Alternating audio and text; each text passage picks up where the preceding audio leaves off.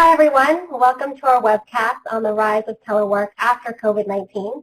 I'm Elizabeth Crowfoot, Senior Economist with the Labor Markets Institute at the Conference Board, and I'm coming to you today from outside of Washington, D.C., and it's a pleasure for me to be your host for today.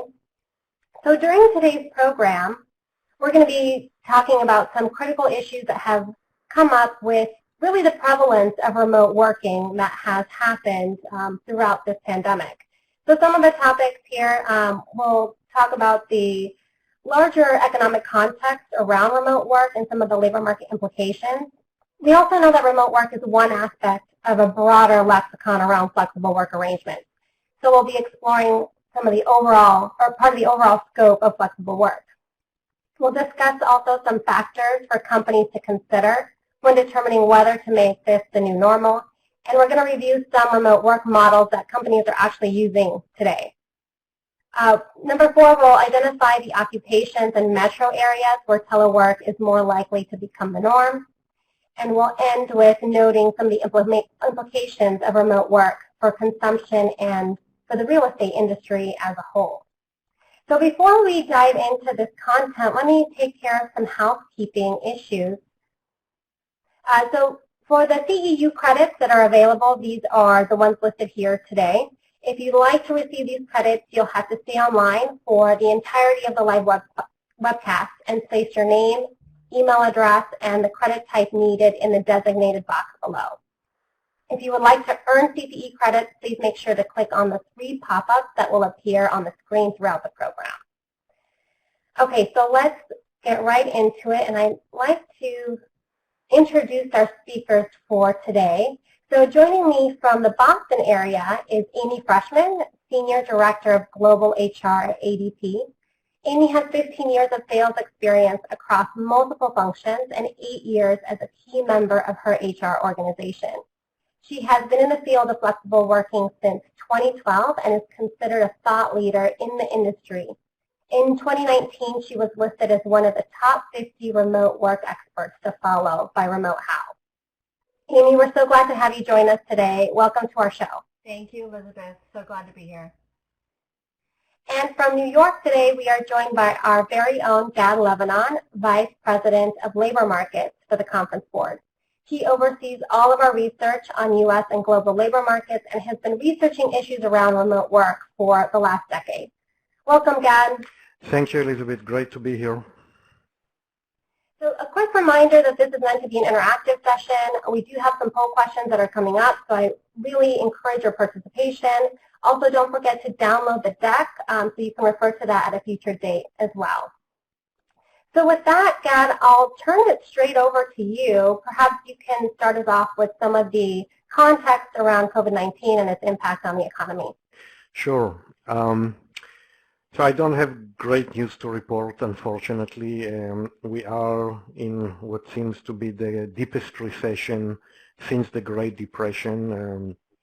So we expect that by December, the U.S. economy will be 6 to 9% smaller than it was before the pandemic. Our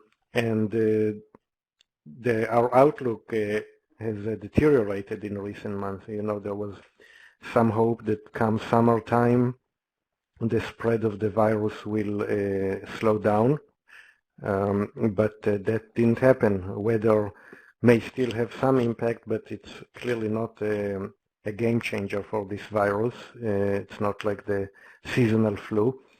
As we all know, the number of new cases is growing very rapidly, and that is causing governments to not open the economies further, and even in some cases close more business operations.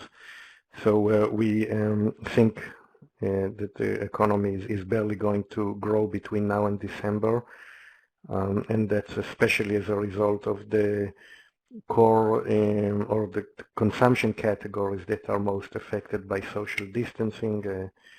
The usual suspects by now that you probably heard in many presentations, travel, food services, entertainment, especially outdoor entertainment, and the like.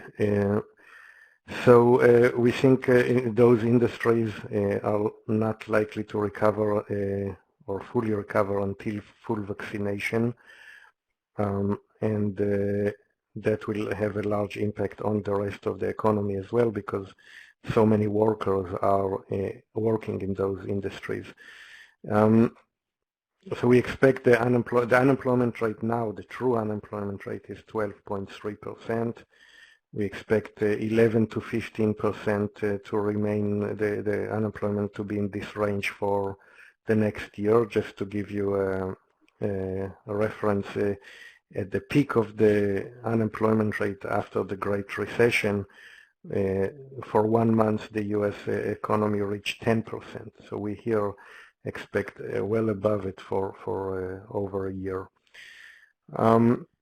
But as high as the unemployment rate is right now, the labor market doesn't feel as loose as you'd expect given this current unemployment rate. And the reason is that a lot of people who are counted as unemployed are not seriously looking for a job.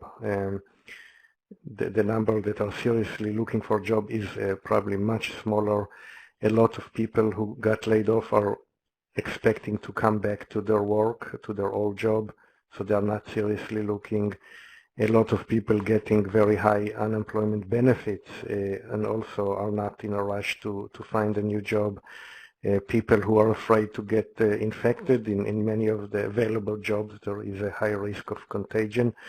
So a lot of people are not rushing back to those jobs, and also childcare is a major issue. So that so for all of those reasons, even though a lot of people are unemployed, the number of people who are actually looking for a job is much smaller or seriously looking.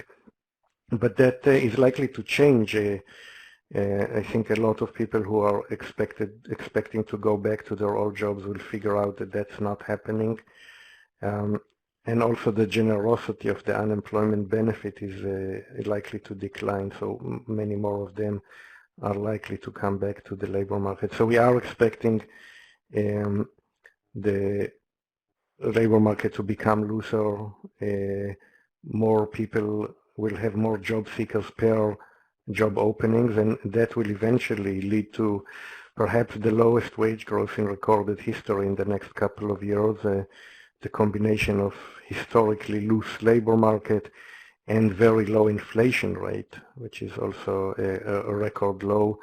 Those are the two main determinants of wage growth, and we are likely to see very low wage growth in the coming years.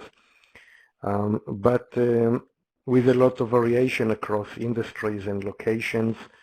So we mentioned industries before, but from location perspective, for example, vacation destinations are likely to be the hardest hit. Las Vegas is more hit than harder hit than any other metro area at the moment because of the concentration on entertainment there.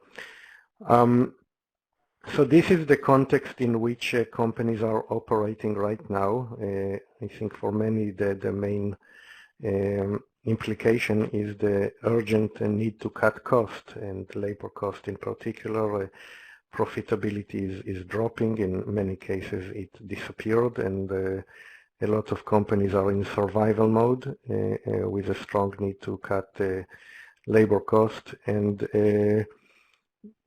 on that, related to that, is the topic of our webcast today. Perhaps beyond what I've talked about so far, the biggest legacy of this pandemic is the permanent increase in remote work, and we'll talk more about it in the rest of the webcast. Thank you, Gad. I think that gives us a really good lay of the land as we continue our conversation. And Gad had mentioned some of the usual suspects when it comes to the industries that have been most impacted. And I wanted to take a deeper dive in that area just to really show that this, the job losses as a result of the pandemic have been very widespread. There's been nowhere to hide in this crisis. So what we're looking at here is the change in the number of jobs and as a proportion of the overall employment level in February. So the gray bars represent job losses that we saw from February to April. And you can see some of those usual suspects at the top with some of the largest job losses. So performing arts and spectator sports, accommodation, amusement, gambling and recreation. Also food services and drinking places had a lot of job losses. But aside from these usual suspects, there's also other industries such as construction and manufacturing that are more cyclical that tend to, we're seeing those job losses because of the general weakness in the economy. And at the bottom of the graph, you see other industries, for example, finance and insurance, professional and technical services that tend to have more white-collar type occupations, and in those industries where workers generally can work from home, at least they have the option, there have been fewer job losses. In the blue bars, you see some of the bounce back that we've seen recently in employment as the economy has started to open up, especially in certain regions. So some industries have fared a little bit better than others. For example, amusements, gambling, and recreation did see a bounce back, as well as food services. Dentist offices also had a huge bounce back as people started to become more comfortable with going back to the dentist. That seems to be somewhat of an indicator, that particular occupation, as to people's comfort level in re-engaging in their economy after being locked down at home for quite a bit of time. And at the bottom of the chart, you also see other industries, for example, couriers and messengers and super centers and warehouse clubs that have really benefited from the boost in demand of basic goods and services that people have needed while they've been stuck at home. So those couple of industries there have actually seen job gains over this time period. So we do see the broad spectrum of the impact, and really focusing on the sectors that where we can employ white-collar workers from home. We did, let me go back one. So we know that a lot of the workers that are in those types of industries generally have a higher level of education and therefore could potentially work from home. So what we see here are the unemployment rates by education. For any level of education of worker, we saw unemployment rates really skyrocket in April. In May and June, they started to come down a little bit. This particular graph is only until May, but the trend continued somewhat in June as well. But you see the different unemployment rates for workers with a BA and above, with some college, with just a high school diploma, and with below high school education. And really the takeaway here is that those workers with the lower levels of education had the highest increase in their unemployment rate. And what that means is that now there are more workers that are more educated looking for jobs. So those that are less educated are now competing for those that are more educated for the same jobs. So it's going to be much harder for the less educated spectrum of the labor market to, find employment in this environment. So in terms of the remote work consequence or impact, you do see that the unemployment rate has been increased much less than others for those that are more educated. And again, we see that in the next slide as well. So we do know that the ability from home did save many white-collar jobs. So what we see here is the increase in the unemployment rate from February to June, and these are percentage point differences. So at the top of this graph, you see those occupations where you really can't work from home. Personal care and service occupations, food preparation and serving related, art, design, entertainment, sports, and media. Those were the occupations that were hardest hit and that had the highest unemployment rates increases.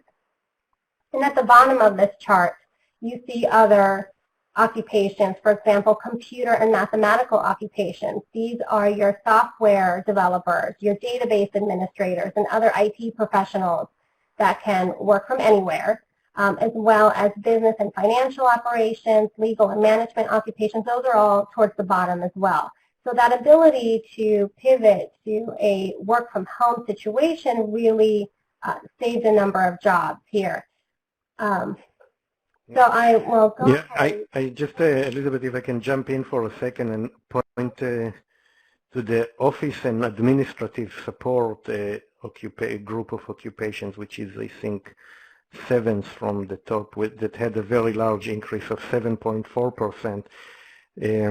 So those are not the jobs that were directly impacted by social distancing, but I think it's interesting that so many of those jobs still didn't recover. And I think it's a lot of it is because of automation.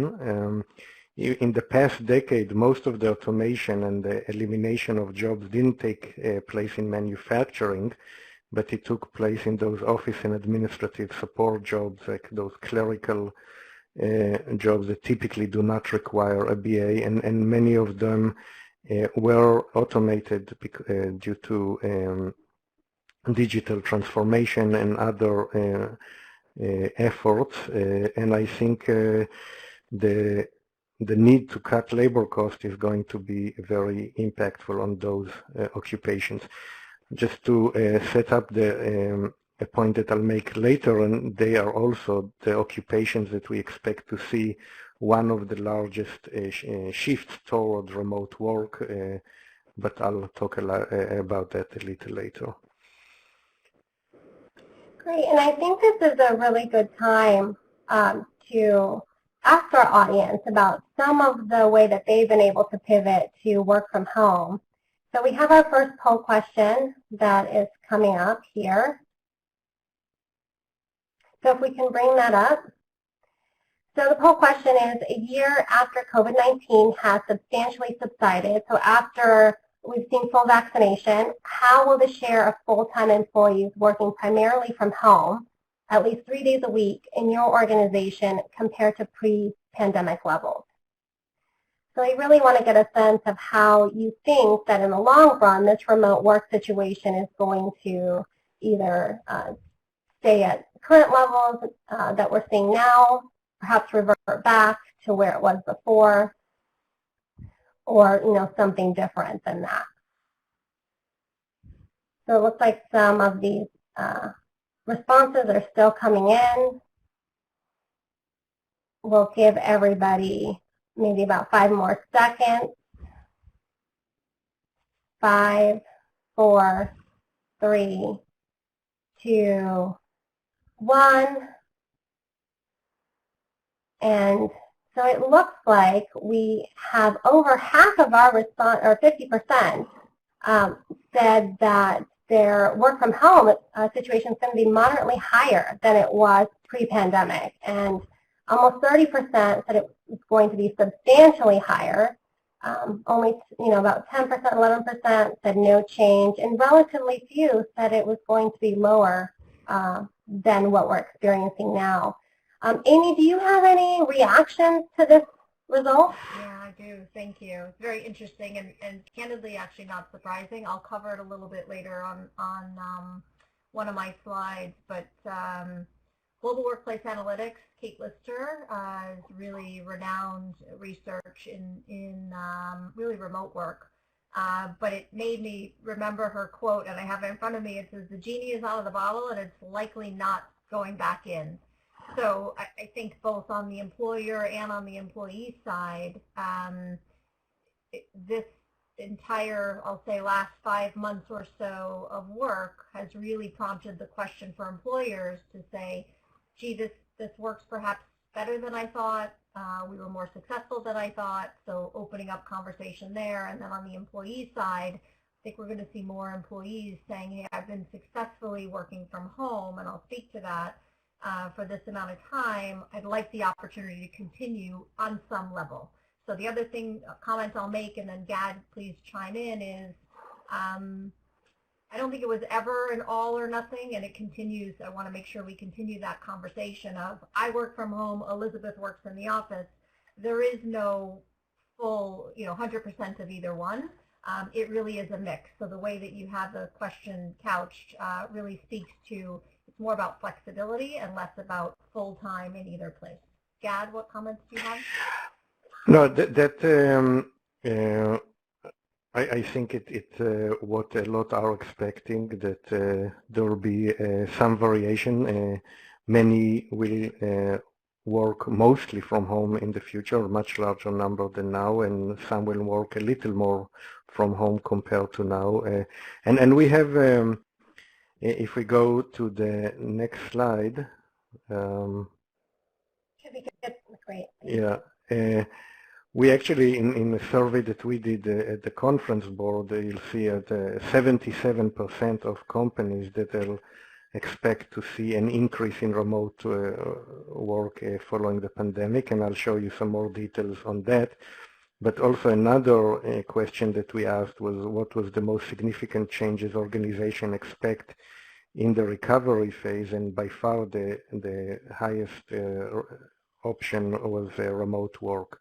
So we are certainly expecting this to perhaps be the biggest legacy of the pandemic, is the shift to remote work and the chain effect that will have on the work environment and the economy as a whole as a result of that. So if you look at the bottom chart here, we asked companies to assess how much they are expecting people to work from home before COVID versus after COVID. And we've seen a very large shift towards working from home. If you see the top categories here, the respondents that expect after COVID to have work at least 20% of their workforce to work from home is dramatically larger than before COVID. So I think there is almost a consensus now that the remote working rates are not going back to pre-COVID levels, and this is the new normal in that regard. Great, thank you, Gad. And so Amy, maybe you can talk a little bit more about what we're seeing now compared to what we can expect in the future. Yeah, super. Thanks, Elizabeth. I've shared and spoken to many organizations externally over the last several months, really, and I often start with this slide because I think it's important to level set and set the stage. That today's work really, remote work I should say, is really not the norm.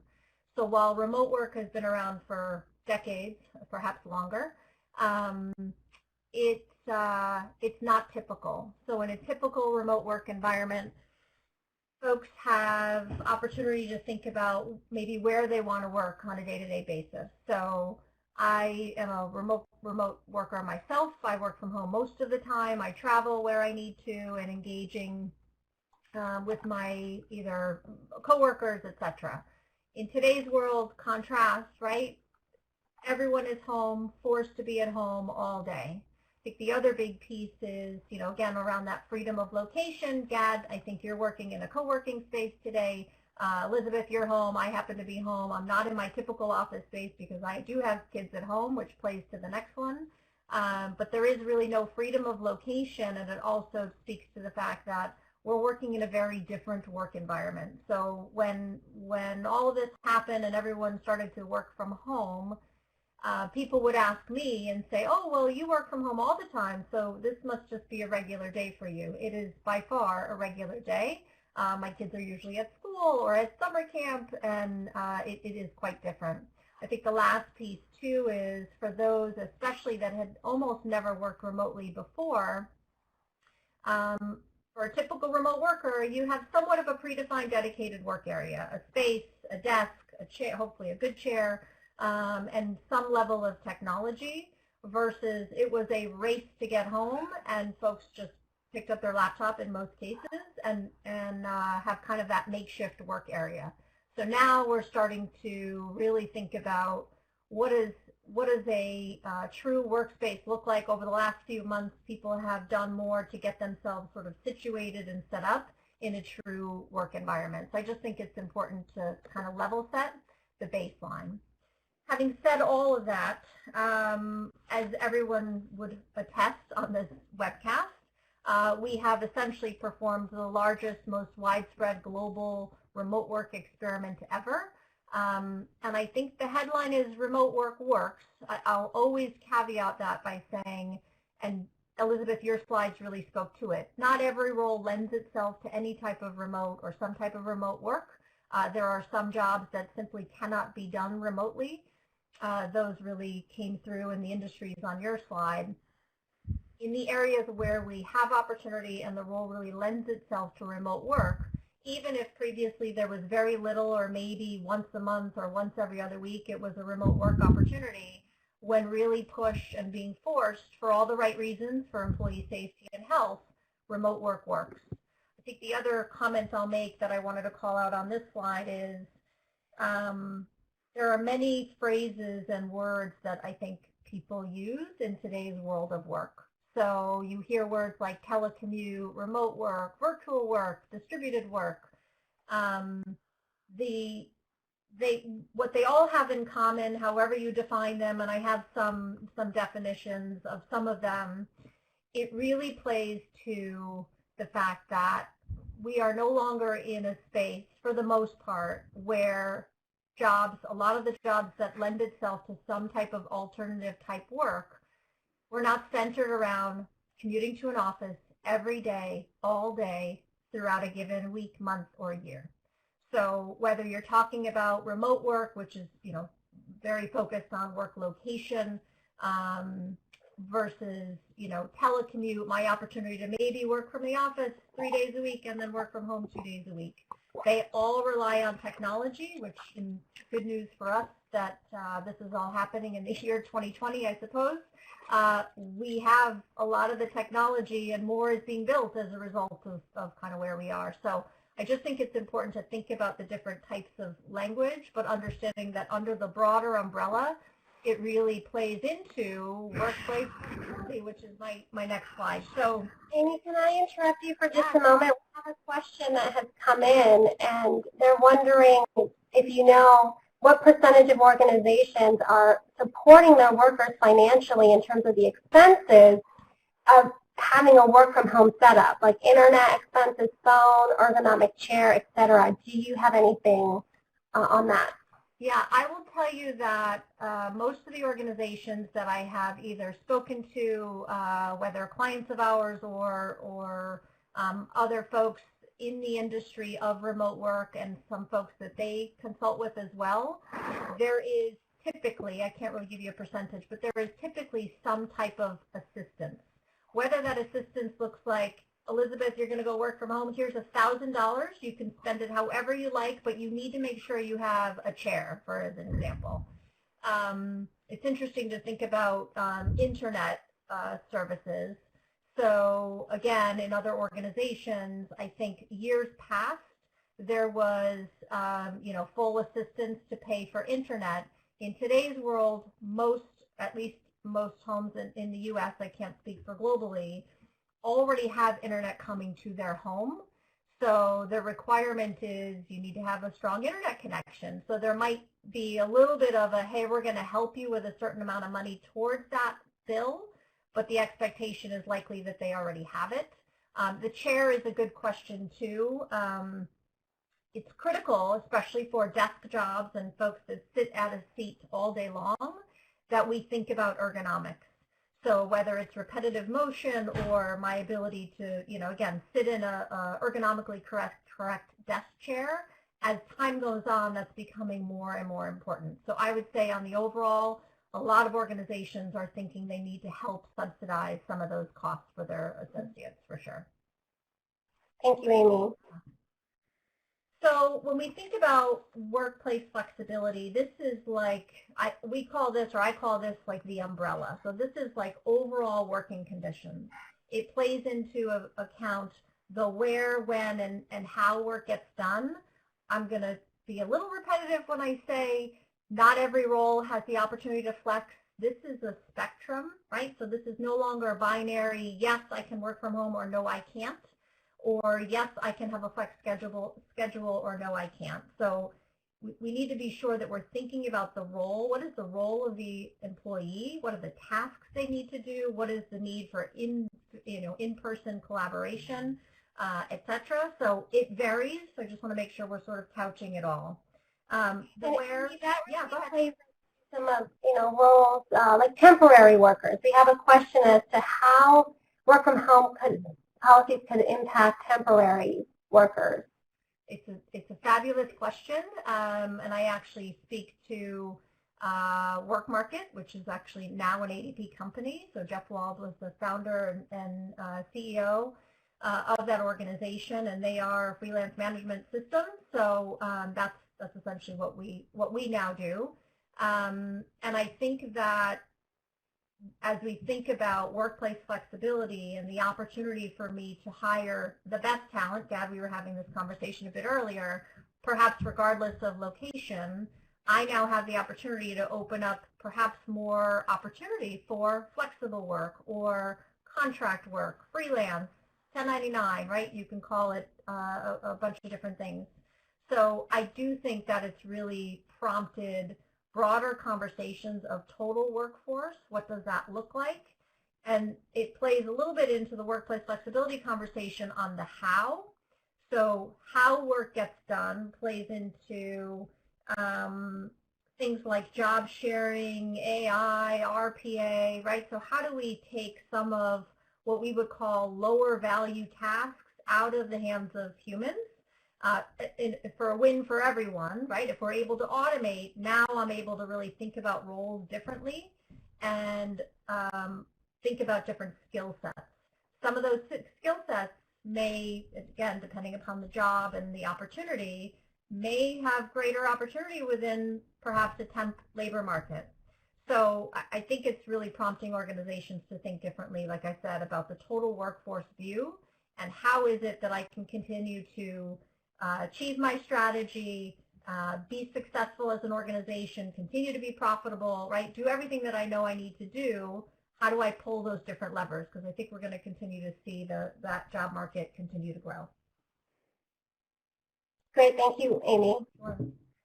So just jumping back quickly, because we're popping around, so I don't want to be repetitive. The where is obvious, right? So whether it's a traditional office, a co-working space, home, hopefully soon we'll get back to the point of travel, right? Anytime you travel in an airport, all of this happening, people were working wherever they need to work, right, because of the onset of technology. The when conversation is also an interesting one. I think there was a question coming through on how do we balance against the fact, and we'll cover it, that even grade schools are unknown. So I live in Massachusetts. I'm not quite sure yet what our school system is going to do from a day-to-day perspective for my kids. How do I continue to think about my schedule, and does my role lend itself to maybe shifting my time? So if I know I need to drive my daughter to school because busing might not be available, from this time to this time, it's going to take me that amount of time. How do I shift around to make sure I'm putting in, whether it's the hours or the work product I know I need in order to be able to get my job done? So that when conversation, and then the how, which we already spoke about, I think that's going to be, number one, it certainly is going to continue to evolve as we think about the shifts and changes in skill sets and workforce and the type of work that we're doing. I do want to take a moment to just talk about the return to workplace. This is a pretty hot topic based on conversations that I'm having. Depending on where you live in the world, and I imagine we may very well have a global audience on the call today, some areas are lightening, right, and opening back up, and some areas are still pretty well hunkered down. I think that we're all seeing, or at least I'm seeing, a little bit of that push and pull that's already happening. So when we think about desire to have people back, let's get back to normal, I have colleagues both internally and externally that are just, they really struggled with remote work from the beginning. They had a tough time, continue to have a tough time. They thrive on an office environment. So working remotely for them has been quite difficult. They're clamoring to get back. They're ready to raise their hand and say, hey, if you're looking for volunteers, sign me up first. And then I have a whole other, group of colleagues and friends that I know that are perfectly happy, they're comfortable. I think the other pieces that are playing into it besides that whole worker readiness is personal health and safety. I have friends who have elder parents that live with them. They cannot risk the traveling to the office and coming back and bringing back. Child care, as we spoke about, which is a big concern. It even kind of boils down to that fear, that anxiety, and I'm not a psychologist, but Maslow's hierarchy of needs is something that I've researched over the years early in my career. That basic safety, I think, has been tapped for a lot of people over the last few months, and unfortunately is not going away anytime soon. There is also on the employer side of, okay, let's get back to normal and bring everybody back in. I think as time goes on, I mentioned this earlier, the longer folks are working remotely, the more I think it's going to be somewhat embedded. There will absolutely be a desire for people to come back. Gad, I know you're going to speak to, real estate impacts and like, what does this mean for office buildings? We are all still social animals. I miss my friends. I miss my coworkers. I'm excited for my, future opportunity to go back to our corporate office to go meet with colleagues. But the return to workplace is something that's happening as we speak. The last comment I'll make, and there's a hyperlink on here, so hopefully when the slides get sent, you'll see it. We've done, in my organization, we've done a fair amount of work on return to workplace embedded in our platforms. So as you think about worker readiness and surveys, and we want to make sure that we continue to provide the proper solutions for our clients, depending upon, obviously, what's happening within the world of work. So I'll direct folks there. Great, thank you, Amy. And as we think about how companies are weighing whether this can become a new normal for them, I think this is also a good place to go to our second poll question. If we could bring that up, please. So how would you describe your organization's remote working program, including infrastructure, policies, and norms, and future plans to enhance it? And I think here it really depends on what you've already have in place, whether how quickly you were able to pivot, and or how your future plans are going to evolve. So this is a two-part question, your current state and plans for the future. So we still have some answers or responses coming in, and I'm sure this question and the last one are linked, right? Depending on what you see is going to happen or how you expect the number of workers to whether increase or decrease from pre-pandemic levels, it's going to affect your policies. So I think we'll just give people a couple more seconds. 3, 2, 1.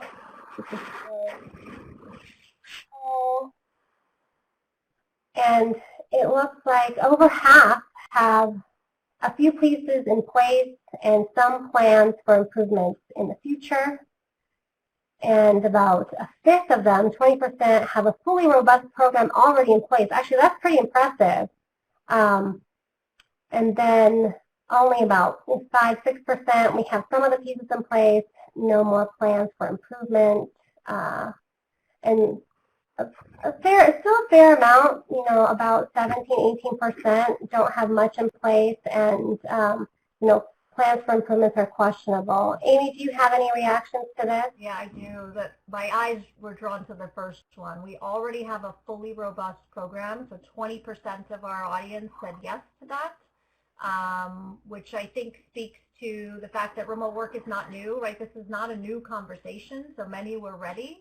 And, the rest of it doesn't surprise me. The only other comment I'll make, and I think there was a question somewhere that I saw fly through, there's lots of good conversation and questions in the chat, was around, I'll say it as business continuity, right? So there's a difference in a full remote work program and supporting flexible work versus our opportunity to pivot and continue to run our business in a remote work environment in the world of a emergency of some kind.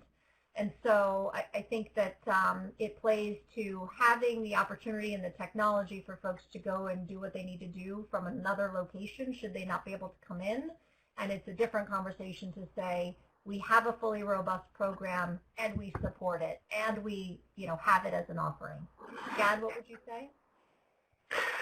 Yeah, I am also impressed that 20% are feel that they're already in a good place,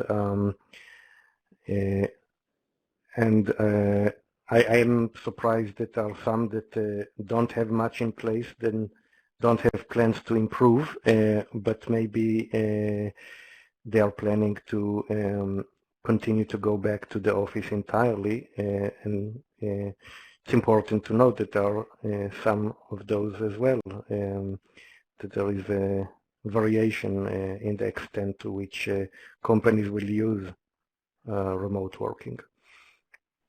And there's a very relevant question about whether the Conference Board membership is representative of the general economy or if the survey has a bias toward larger corporations. And in general, I think our membership does tend to skew towards larger members.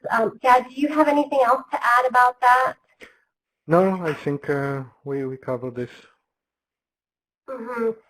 So yes, I think these are the companies that may have more resources in general to beef up their current programs, and that's one reason why they already have a robust program in place. Could we go back to the slide deck? We can finish up the discussion as to, what are some of the other factors that we should be considering if we're trying to decide whether to go remote more so than before? Yeah, thanks, Elizabeth. And I want to be mindful of the clock. There's a great question that was posed of, like, how do you handle when, if an employee is just really uncomfortable with coming back for whatever reason? It plays to this slide. And by the way, this is not an exhaustive list. There are likely many other factors for both employees and for companies to consider. Certainly cost savings is part of the conversation, right? I think many are thinking about, like, well, gee, if my real estate is probably the second highest cost, right? People and real estate are the top two most typically. If I've got an opportunity, and these figures are from Kate Lister, I mentioned her earlier, from Global Workplace Analytics, who's done a tremendous amount of work. We could have opportunity if there's still need for people to physically get together. I've also heard of organizations to make sure there's something in the budget so that, especially for fully remote companies, which I know quite a few, they do still bring their teams together, call it twice a year. So there's got to be at least a little bit of money left over for that. From an organization perspective, I would think about things like leadership capabilities. My most favorite, and I'll use air quotes, story quickly is a leader had contacted me running our flexible work arrangements program, and he said, hey, I need some help. I have my very first remote worker, and I'm really not sure what to do. And I said, what are you challenged with? And he said, do you have a scorecard or KPIs that I could use to manage my remote worker? And I quickly reacted in a very nice way and said, what is your scorecard for your office-based associates? Because really it shouldn't matter unless they are factory workers and there's a physical widget I'm passing to Elizabeth and Elizabeth passing to Gad. In a knowledge-based organization and knowledge workers, the scorecard should be location agnostic. So that's a little bit of that story. But there's lots of different pieces to consider. But leadership capabilities, I would say, is a big piece, and then the virtual onboarding opportunities. I alluded to some of this earlier, so I don't want to be repetitive. The Conference Board has done tremendous work. You've seen it here in Gad's slides and Elizabeth's as well. I'll call out a couple of colleagues that I know well. I mentioned Jeff Wald already. He did a great podcast with, it was called What Fuels You is the name of the podcast. So I just jotted down some of his statistics. I think the overall theme here is remote work will continue to grow. Kate Lister says the same. So from a U.S. perspective, 25 to 30% of U.S. workforce will be working from home multiple days per week by the end of 2021. So again, we're seeing a lot of that. ADP Research Institute, my organization at ADP, has done a tremendous amount of work. You can find us on adp.com, so I'll direct you there. FlexJobs, I've known Sarah Sutton for a number of years now. They are a job seeker site, but they do employer work as well. Virtual Work Insider, which is Satya Connor. She's done tremendous work on really helping leaders lead in a virtual manner. She's a long-standing virtual worker and virtual leader. And last but certainly not least, Laurel Farrs, who runs and CEO of Distribute Consulting. She's really focused on empowering governments and businesses to the benefits of remote work. So it's a whole different dialogue, Gad and Elizabeth, we can have at another time of really how it's impacting socioeconomic. But I wanted to make sure I directed our audience to lots of other resources available. Great, thank you so much, Amy. And we are getting a lot of questions in the chat box, some about talent mobility, questions about retirement and the impact on remote work. There was a question about the impact on college graduates. Actually, Gad has a great blog on the impact of college graduates. I believe on our website. If not, it's on Forbes on their site. But there's a lot to cover here, and the Conference Board has great resources on all of these topics. So we'll try to weave some of these in throughout the rest of the conversation. But let me address one other question that had come up about productivity. So really, observed productivity of workers is one of the main determinants of whether a company can implement working from home more aggressively in the future. And we did conduct a survey of our members and other organizations as well. And what we found was that organizations with more remote workers tend to self-report that they had an increase in productivity during the pandemic. So if you look at the donut on the right-hand side of the slide, that represents organizations that at least 10% of their workforce was already working remotely before COVID.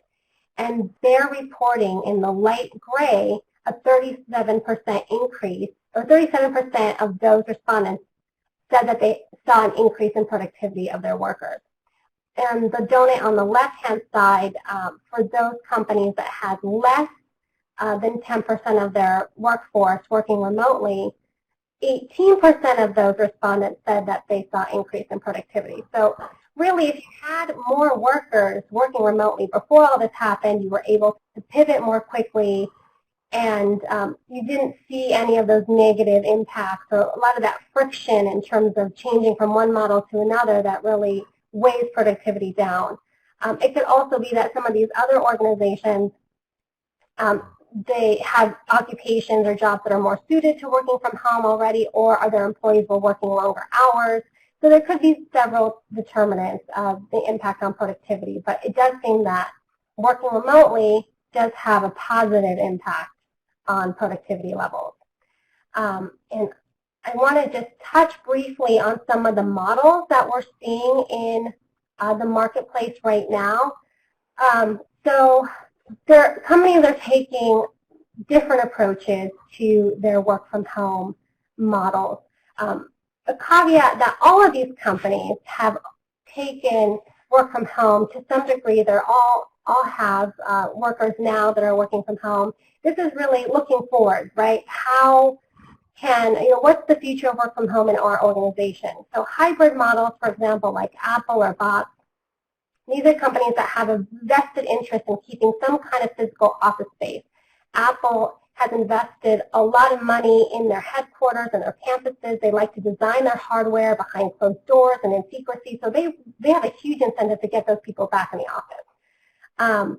And then there's temporarily remote models. I want to also, I think of this as the buying time model, where companies keep extending their work from home options and telling their employees that they're going to wait for a longer amount of time while they navigate this return to the office, and they figure out ways to get them back in terms of developing social distance workstations, deep cleaning and entry protocols, and using the elevator.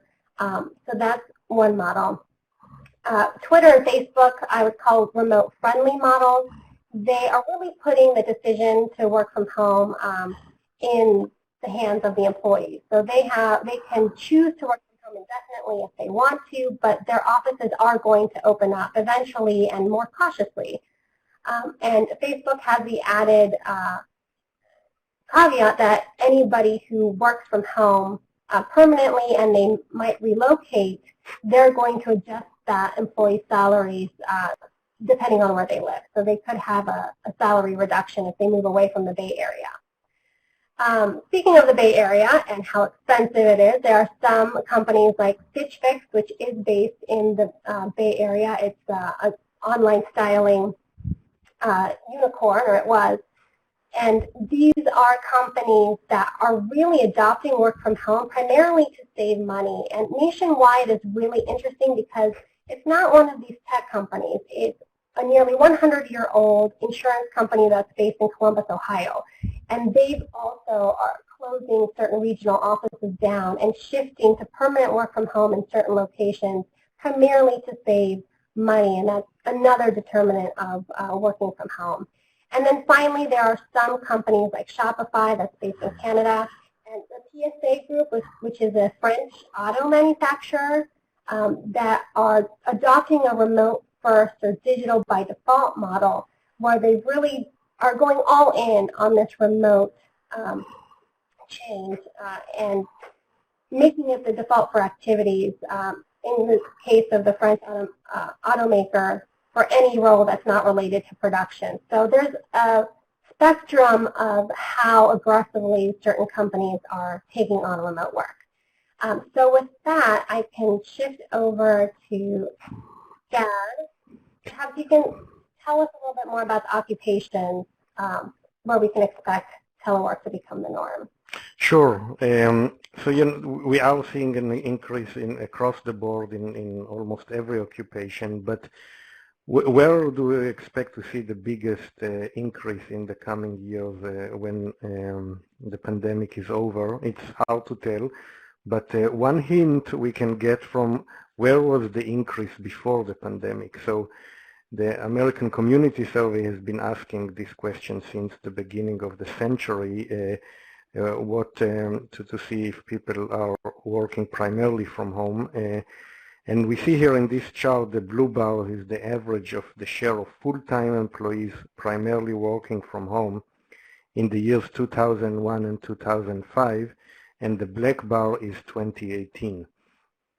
So we see that the largest increase has been in computer and mathematical jobs. It's in 2018, it was already 9.2% of all full-time employees working primarily from home. In business and financial operations, there was also a large increase, in some other white-collar jobs as well. There was a big increase. I want to point out, highlight the office and administrative support workers again. Those are the clerical jobs that typically do not require a BA.